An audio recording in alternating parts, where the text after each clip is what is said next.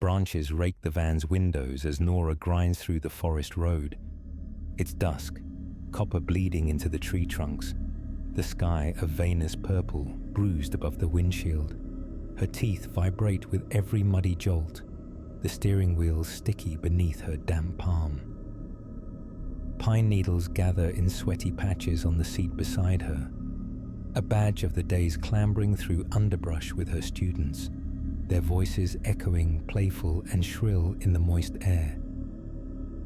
She's here to chaperone 3 days of wilderness immersion, a bureaucratic concession to enrichment, but the woods feel like an intrusion. The campsite, according to district files, was once a research outpost for aquatic animal studies, shuttered abruptly after a funding scandal, drowned in rumors that asphyxiate the truth. The parking lot is unpaved, a wound in the wild. Gums of mud grinning beneath the van as she parks. The air smells of iron and rain-dense dirt. Far ahead, splintered bunkhouses, black window eyes, an old dock skeletal over the slush of the lake. A burst of laughter crackles from the rear seats. Mason and Priya jostling over who called shotgun. Little Emily clutching her backpack, lips trembling in what could be excitement or cold. Nora gathers everyone, her voice crisp, trying to ignore the flat, throaty croak of frogs from the direction of the water.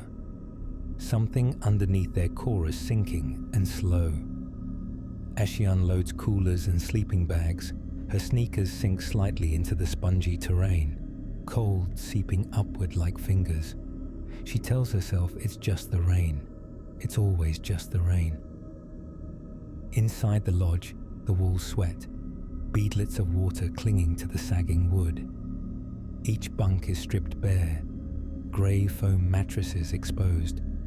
Nora feels watched, not by the kids, but by the kennel stench of mold and the way the air seems to buckle around ancient memories. On a cracked corkboard near the registration counter, brittle paper curls. Science is not always safe. She smirks, smoothing her clammy hair, but the sense of rot underneath her laughter lingers, unsettling and persistent. That evening, rain drums the tin roof, hypnotic and restless. She shepherds the kids through a laughter-filled dinner, their faces bright and warm in the flicker of the single working lantern. Thunder bludgeons the silence outside. Despite the forced cheer, Nora can't shake the impression that the dark is moving, crawling up to the windows, eager to peer inside.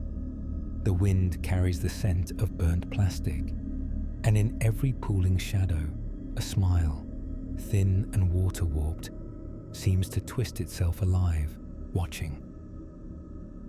The second night is worse, sleep coming in fits and starts. Nora wakes to the sound of scraping. Not the soft patter of mice, but something larger, rhythmically running along the sodden hallway. She listens, holding her breath, but it halts. When silence returns, it's somehow heavier, as if something waits just beyond her ability to name it. At dawn, she finds strange spots on the kitchen floor. Not mud, not blood, nothing she can place. Like small footprints, but warped, too narrow, pressed in so deep they nearly crack the linoleum. When she rubs at them, rusty water rises up, smearing her fingers. Mason appears at her elbow, pale and sullen. He tries to muster a joke about zombies. His smile is brittle, teeth too big in his small mouth. Later, as the children scatter laughing through the tree line, Nora notices Emily staring back at the bungalow. The child's smile is blank, eyes shining with the slick glassiness of the lake. Nora stoops, scraping at a stubborn brown stain by Emily's boot. "Did you step in something?" she asks. Emily shakes her head, understanding not registering. Priya runs past, dragging Mason, and Emily finally moves. But Nora lingers. All down the worn steps are mottled reddish flecks, threads of something peeling away in the rain, as if the wood itself is bleeding out its secrets. Night falls like a curtain dropped too quickly. Nora tucks the children in, checks the locks, and returns to the staff room.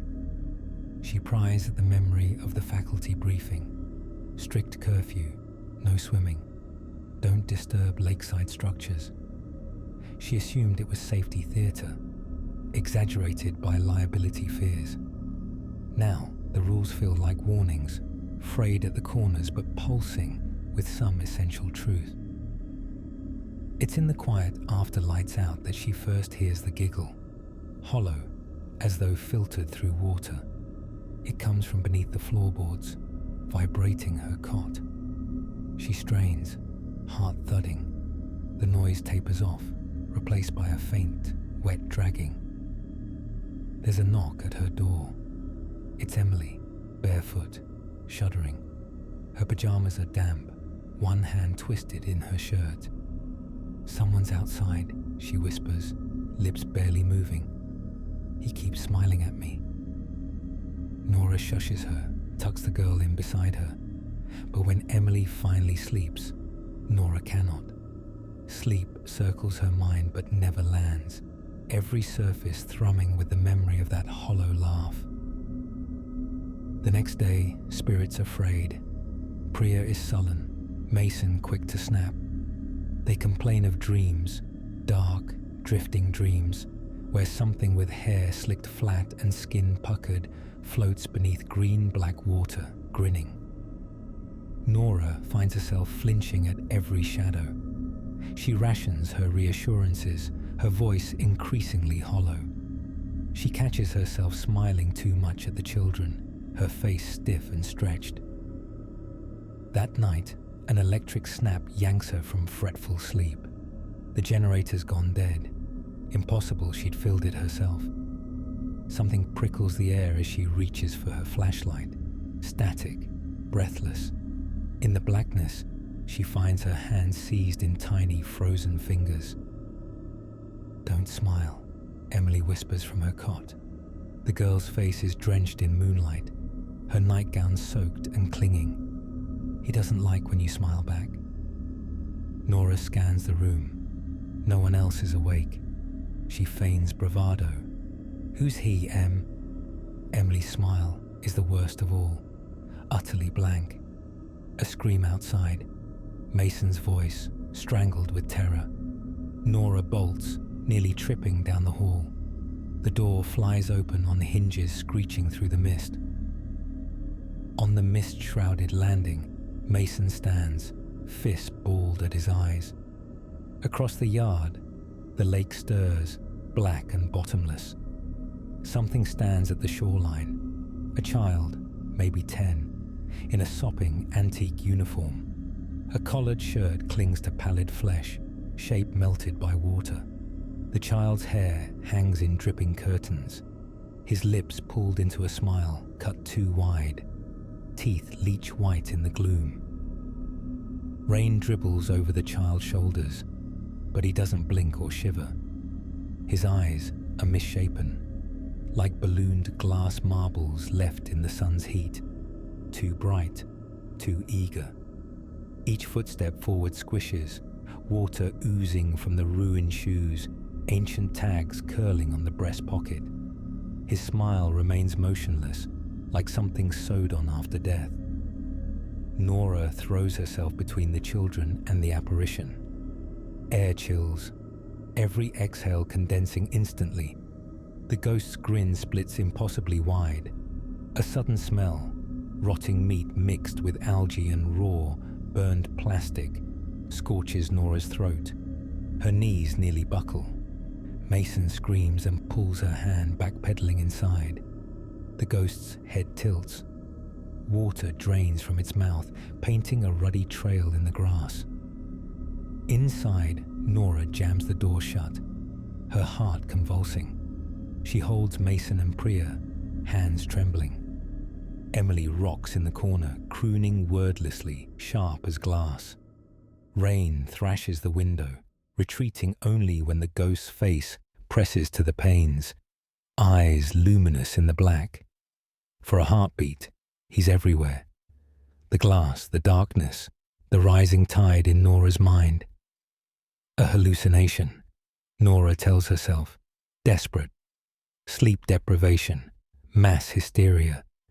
But her skin remembers the cold, and her sneakers are soaked from the dock, red mud crusted on the soles. The ghost smile presses behind her eyelids, stretching and stretching until it splits reality open. They barricade the doors, shift through sodden files in the shuttered office searching for answers. The logs whisper nothing good. Paragraphs redacted. Behavioral Experiment 311. Subject non-compliance. Remediation complete. Old photos of children in uniforms, faces blurred, always smiling. The children grow feverish, voices thin with fear. Lights flicker, die. Priya whispers through chattering teeth. He was a patient, wasn't he? Mason answers only with a sob. In the deep hours, Nora pieces together the buried truths. Decades ago, children were brought here, told they'd be safe, taught to smile for the clipboard men and their drowned promises. The uniformed child, always picked for tests, always smiling at the orders, smiled even as the water filled his lungs on the day the experiment failed, smiled as the outpost was shuttered, the adults vanished, the bodies left for the mud and rot to claim. In the near dark, a pattern gnaws at Nora's sanity. Scratches on the walls, warped like tally marks. She follows one, trailing her fingers along the groove until her nail breaks. Something warm oozes from the splinter. Not her own blood, but a sticky copper-tinged residue, like water drawn from an old wound. The air thickens, the world buckling inward. Every surface seems to pulse with the rhythm of some submerged will. The smile behind the glass presses outward, blurring into the very architecture of the place. Slats bending into grins, doorknobs cold and moist, breathless whispers bubbling in freeze-thaw leaks along the ceiling. Sleep becomes impossible. Only brief blackouts, waking in stranger positions, rinds of filth collecting on the children's hands, faces slick and fever glowing. When Nora catches her reflection in a cracked bathroom mirror, she sees her own lips twitching, fighting to maintain composure. She remembers the warning, don't disturb the lakeside structures. On the third night, the storm cuts loose. Lightning rends the distant pines. The bunkhouse vibrates, unplugged reality surging in on a breaker of sound and terror.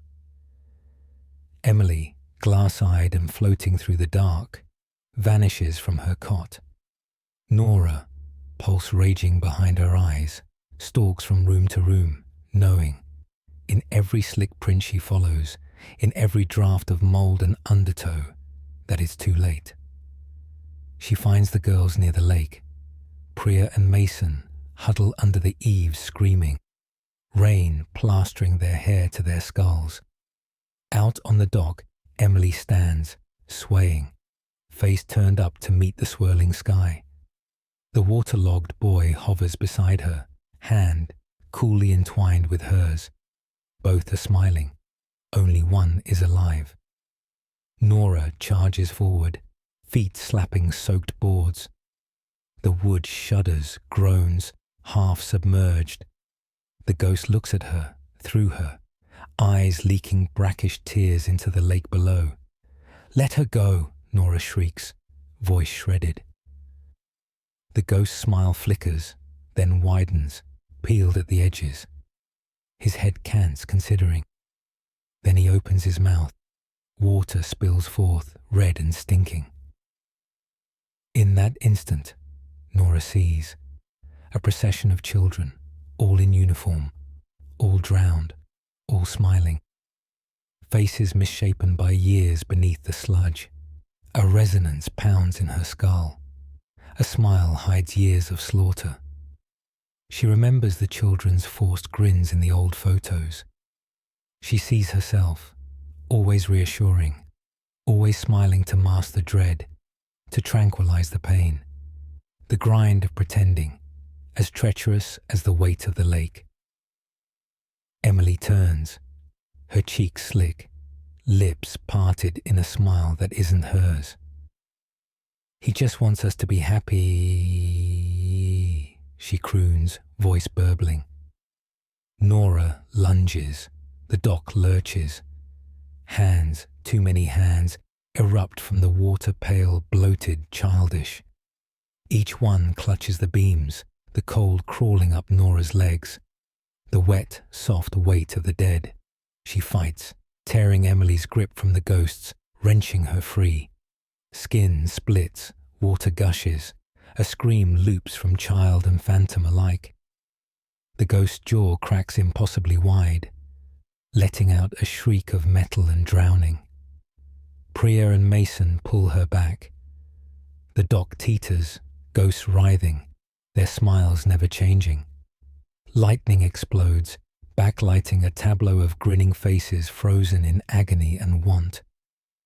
Nora barrels forward, lifting Emily, her arms aquiver, nearly torn from the child's body as phantom hands clutch and claw. But she will not let go. Boards split, plunging them into frigid water, lake mud pressing in from all sides. Cold sinks like stones into Nora's marrow. She loses track of up and down. Fingers pull at her sleeves, lips, eyelids. She surfaces, gasping, the night echoing with wet laughter. On shore, Priya and Mason sob. Emily spews water, choking, face twisted in a grotesque empty smile.